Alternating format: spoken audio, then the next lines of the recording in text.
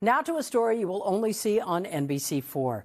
A grandmother from Alhambra says she lost her life savings to a scammer who tricked her into shelling out $700,000. Now she's filed a complaint against her bank, asking why they didn't do more to stop those transactions. The I-Team's Lolita Lopez sat down with a woman who has a warning for others. It was so hard. My goal is to try to survive. It has been a dark time for 80-year-old Alice Lynn. She tells the I-Team she lost more than $700,000, her life savings, after someone befriended her through text messages.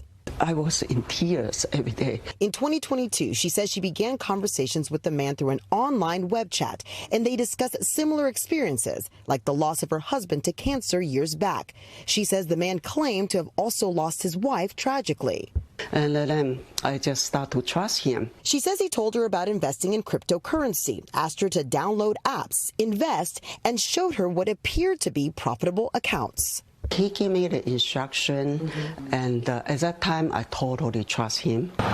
She explained she visited local Chase Bank branches and began making transfers, hundreds of thousands of dollars, only a couple of days apart, as shown in this chart in a complaint filed on her behalf in Los Angeles Superior Court on Monday. I believe it was okay. That's why I keep going to the bank. What do you allege Chase Bank should have done in Miss Lynn's case? We allege that there was a number of red flags and that Chase Bank either knew that Miss Lynn was being scammed or definitely should have known. The complaint alleges Chase representatives did not ask any pertinent questions, flag these highly irregular and suspicious transactions for further review, or complete a sufficient risk assessment.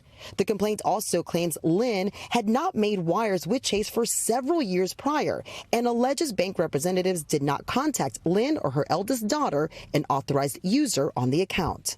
And what never happened is a branch manager never called Miss Lynn back to sit her down and talk to her and say, Chase has identified this as fraudulent activity.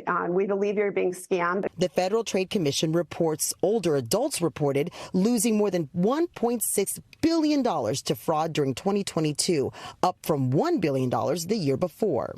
How has this whole situation affected the family? Well, it's affected all of us, right? Because now I have to think about how do I help care for her in her older age. Floy Shea is Lynn's daughter. She says a notification from the bank could have helped her mother. I go to the gas station in some weird place trying to spend $50. I get a notification on my cell phone. Chase Bank tells the I-Team in an emailed statement, in part, we urge all consumers to ignore phone or internet requests for money or access to their computer or bank accounts.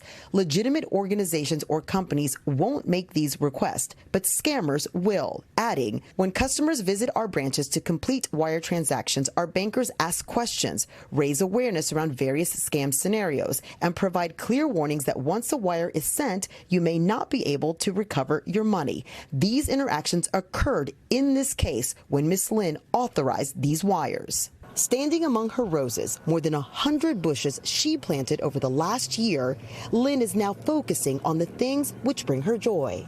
Not only I want to be alive, I will try to see what I can help the other victims, to make aware all this happens. For the I-Team, Lolita Lopez, NBC4 News.